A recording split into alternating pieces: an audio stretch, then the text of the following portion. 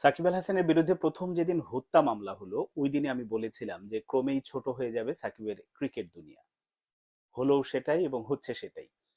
আর এখন এই ৩-৪ মাস পরে এসে আবার নতুন যে উপলব্ধিটা সেটা হচ্ছে আগামী ৩-৪ মাসের মধ্যে সাকিবের আসলে টোটাল ক্রিকেট ক্যারিয়ারটাই বোধহয় শেষ হয়ে যাবে এবং শেষ করতে হবে।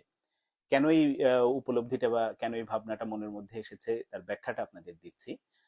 প্রথমত আসলে আমি টি-টোয়েন্টি নিয়ে যদি বলি যে টি-টোয়েন্টি থেকে জাতীয় দল থেকে অবসর নিয়েছেন, তিনি ঘোষণাই দিয়েছেন।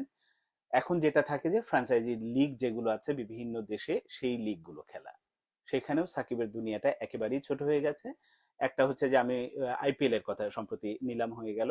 আইপিএল এর কথা যদি বলি, আইপিএল এ দল পাননি, অনেক ভালো খেলোয়াড়ই দল পাননি, সাকিব দল পাননি, সেটা হচ্ছে আইপিএল চ্যাপ্টার ক্লোজ।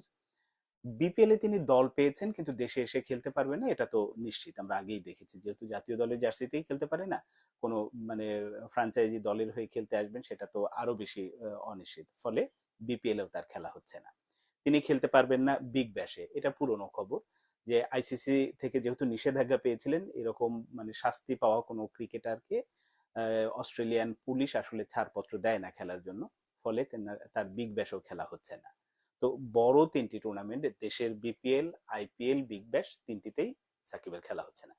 এখন বাকি থাকছে এই যে আরব আমিরাত বা আবুধাবিতে যে টি-টোয়েন্টি ক্রিকেট টুর্নামেন্ট গুলো হচ্ছে এইটা, ক্যারিবিয়ান প্রিমিয়ার লিগ, আমরা ওয়েস্ট ইন্ডিজ বা নিউজিল্যান্ড, যদি তিনি দল পান এইগুলোই তার জন্য উন্মুক্ত। অর্থাৎ তার টি-টোয়েন্টি দুনিয়াটাও অনেক ছোট হয়ে এসেছে।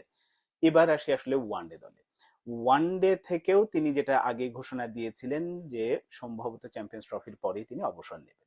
তো চ্যাম্পিয়ন্স ট্রফির আগে আমরা ওয়েস্ট ইন্ডিজের বিপক্ষে যে টেস্ট সিরিজ চলছে এরপরই আছে হচ্ছে ওয়ানডে সিরিজ। সেখানে হয়তো সাকিবকে আসলে দলে নেওয়া হবে এবং তিনি তেমনটা ইঙ্গিত দিয়েছেন, বোর্ড থেকেও তেমনটাই জানা গেছে, তাকে ওয়ানডে দলে রাখা হবে। তিনি এই ওয়ানডে সিরিজটা খেললে তারপরে আসবে চ্যাম্পিয়ন্স ট্রফি। এখন চ্যাম্পিয়ন্স ট্রফি খেলার পরেই তাকে আসলে অবসর নিতে হবে, কারণ এই যে দেশের বাইরে ওয়ানডে টুর্নামেন্ট গুলো এরপরে কোনটা খেলবেন কি করবেন এ নিয়ে নানান রকম অনিশ্চয়তা, তার মধ্যে ফর্ম আছে, তিনি কোথায় খেলছেন, জাতীয় দলের সাথে প্র্যাকটিস করতে পারছেন কিনা, জাতীয় দলের কোচের সাথে আসলে তাল মেলানোটা, সবকিছু মিলে অনেক রকম যদি কিন্তুর ব্যাপার আছে। ফলে সার্বিকভাবে মানে ছোট ক্রিকেট দুনিয়ার মধ্যে আবার সীমিত, আরো বেশি ছোট হয়ে গেছে হচ্ছে টি-টোয়েন্টির ফরম্যাটের তার দুনিয়াটা। সঙ্গে ওয়ানডে ফরম্যাট তো আছেই। ওয়ানডে ফরম্যাট তো আসলে বিশ্বব্যাপী ওইভাবে কোনো বড় টুর্নামেন্ট হয় না, যেটা জাতীয় দলের বাইরে আসলে সেভাবে না। ফলে তিনি ক্রিকেটকে আসলে চালিয়ে নেবেন কিনা, আমার কাছে মনে হয়েছে যে আগামী এপ্রিল মের মধ্যে সাকিব হয়তো ইন্টারন্যাশনালি ক্রিকেট থেকে টোটালি গুটিয়ে নেবেন। এমনকি এই যে টি-টোয়েন্টি যে ফ্রাঞ্চাইজি লিগ গুলো সেখান থেকেও হয়তো সাকিব নিজেকে গুটিয়ে নেবেন, কারণ তার দুনিয়াটাই ছোট হয়ে গেছে। এই কারণে তিনি এখন ক্রিকেটের বাইরে অন্য কিছুতে আসলে মনোনিবেশ করবেন কিনা সেটা হয়তো সময় বলে দেবে, কিন্তু তার যে ক্রিকেট ক্যারিয়ার আর খুব বেশি এগোচ্ছে না, এটা মোটামুটি পরিষ্কার।